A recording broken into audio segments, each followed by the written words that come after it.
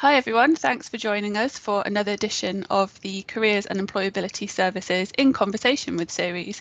I'm Naomi, a Careers and Employability Coordinator here at the university, and I'm joined today by James Butterworth, an outdoor leadership graduate. James is now a police officer in Cumbria Constabulary. During his 3.5 years within the constabulary, he has worked as a response officer on the front line, responding to emergency and non-emergency calls. He's completed an attachment in CID and is now employed as a contact officer in the Central Control Room at Cumbria Police Headquarters, where he is also a counter-terrorism information officer. James lives in Kendal with his fiancée and enjoys wildlife photography, long walks and playing the guitar. James chose to stay in Cumbria after graduation in order to still have access to the Lake District and pursue the outdoor activities that he took part in during his studies. James, thanks for joining us today. Thank you very much for having me. Happy to help. You're very welcome. Many people who work in the police say that it's something that they've always wanted to do. Was this the case for you? Honestly, no. I think if you'd asked me in year one of my studies, I would never have considered it. Year two, probably the same, and year three, it didn't cross my mind at all. And then when I graduated, I went into a few sort of customer service jobs, retail, bar work, and I kind of realised that I liked interacting with people. I liked helping people, and I thought, how can I pursue this sort of more in a professional capacity? I'd noticed that the constabulary was recruiting for officers, and something happened as well in my personal life. My fiancée was out with some lady friends and was returning from a bar and just got involved in an altercation with two members of the public.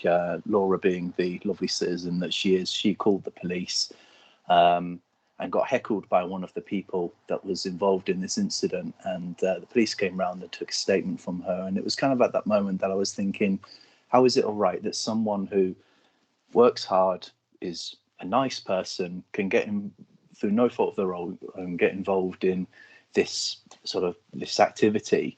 And I thought, well, I really want to be involved in the organisation that changes that. And 3.5 years on, I've never looked back. So no, it's not a dream that I'd always had, but I knew I wanted to help people, and it was great to get some experience in that capacity and then move into become a police officer.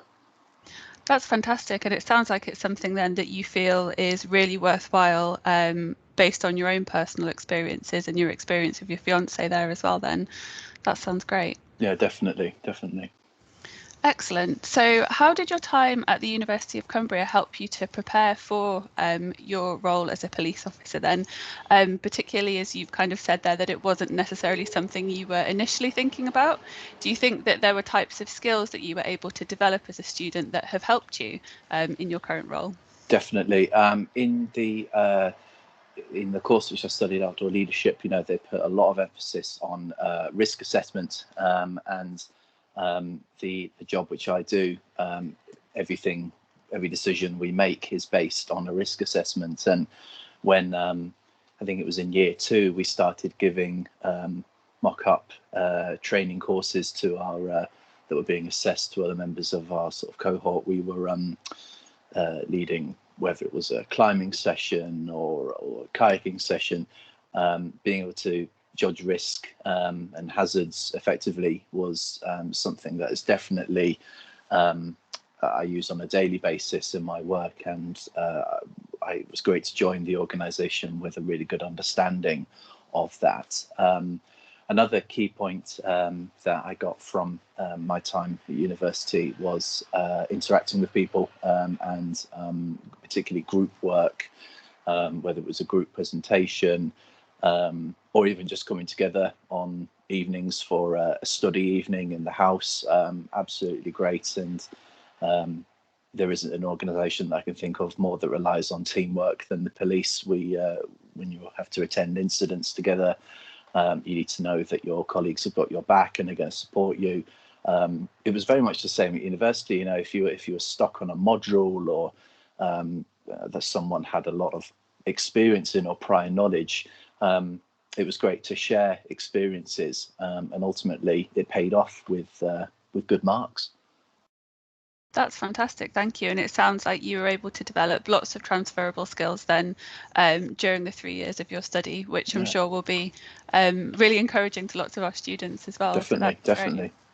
So could you walk us through what a typical day in your job might be like then? Yeah, a typical day. It's one of those questions that comes up at every barbecue that I'm at. What's a typical day? It's a tricky one because there is no normal day. When I was working as a response officer, let's take a day shift, for example. There tends to be a few more organised non-emergency calls. So we would class an emergency as imminent threat to life and or property. So on those calls, you have to drop what you're doing and get in the van and head to that location very quickly.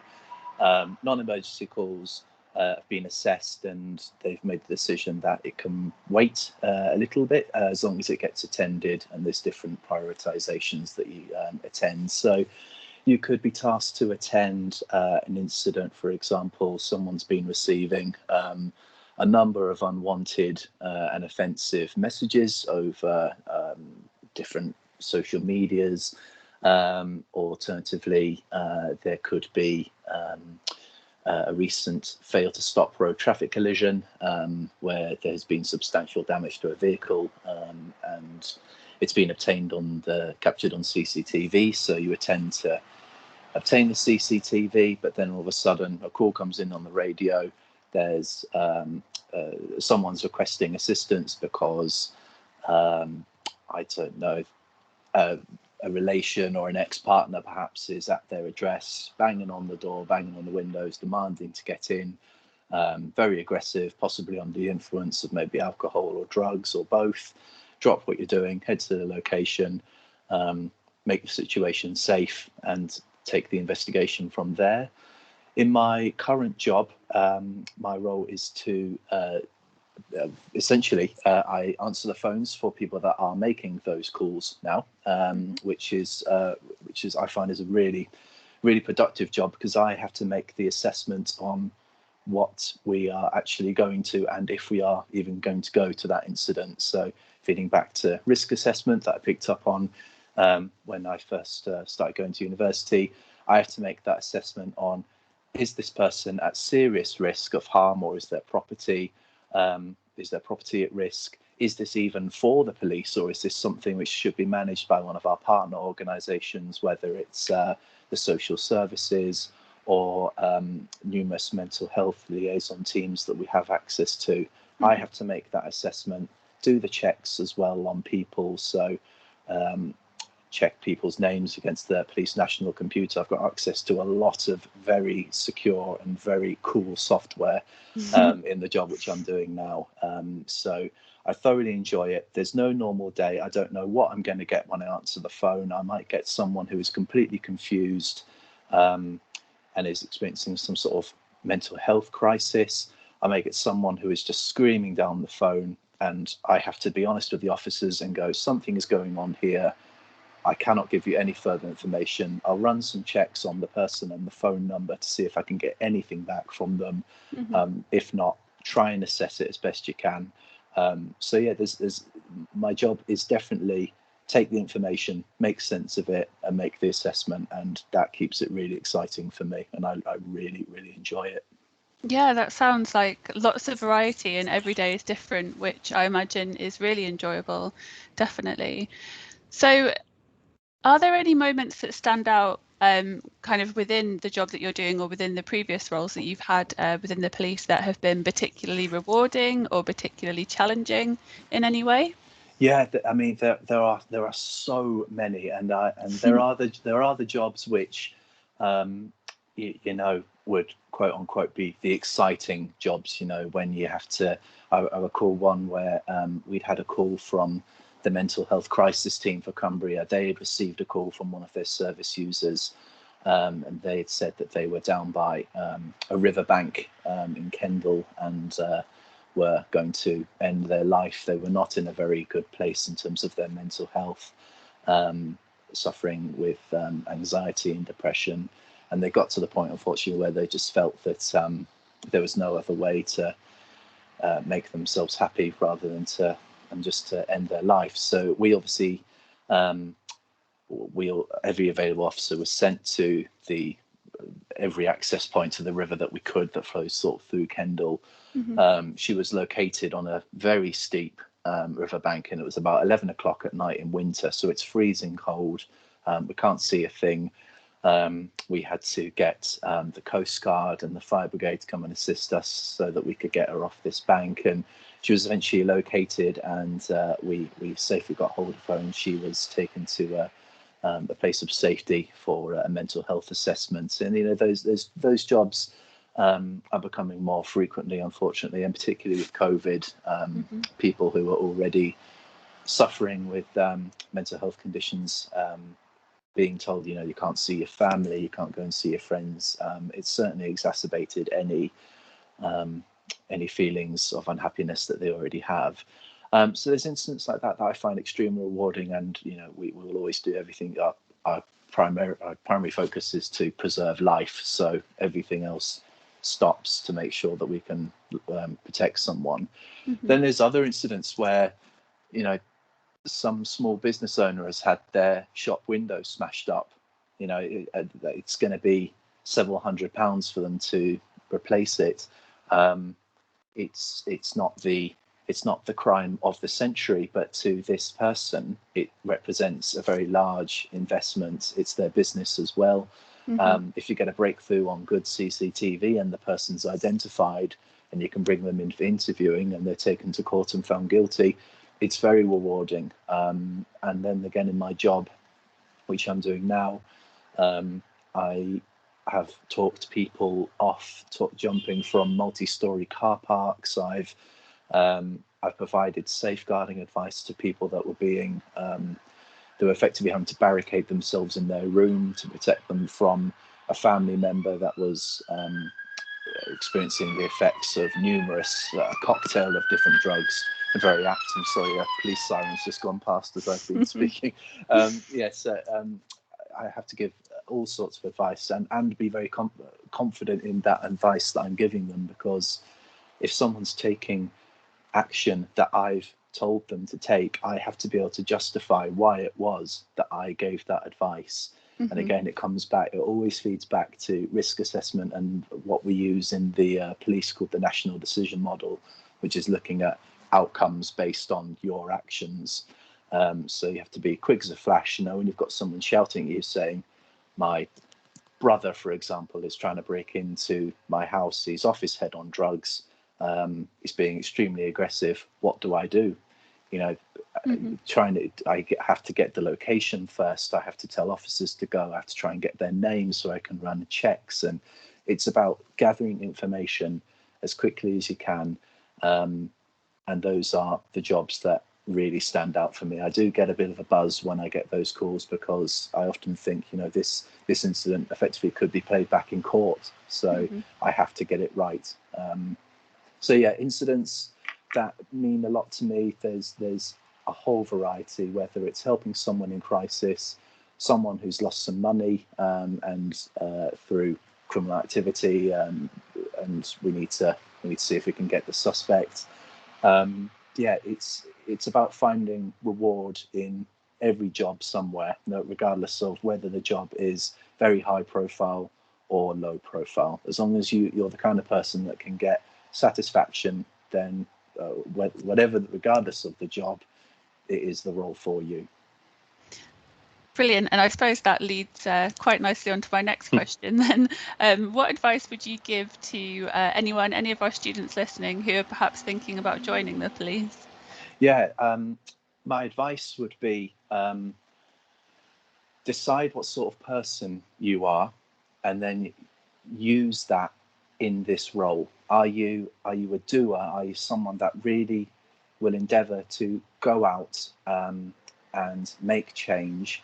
Are you someone that takes the information and uses it to? It's like, are you a thinker and are you a doer? Figure out where you would fit in our organisation, which is based entirely on diversity. We've got loads of different people with a whole array of different experience. We've got people who they've obviously changed the application process now from when I joined, but when I joined, there were people that were fresh out of school. There were people who were in their mid-30s and there was even a former lawyer. So Wow. there's a whole contrast of different people.